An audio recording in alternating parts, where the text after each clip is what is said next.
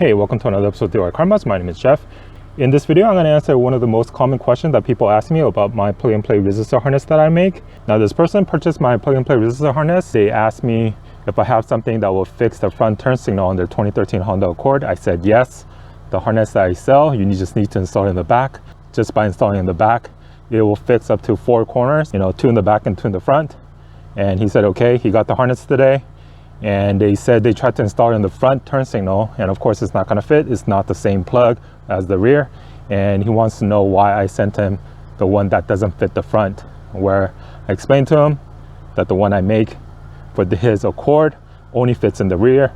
It's the same one as this one that's here, because the connection is this, and I have LEDs right now, right there, you can see, with the resistor box installed in the back. Here's the front.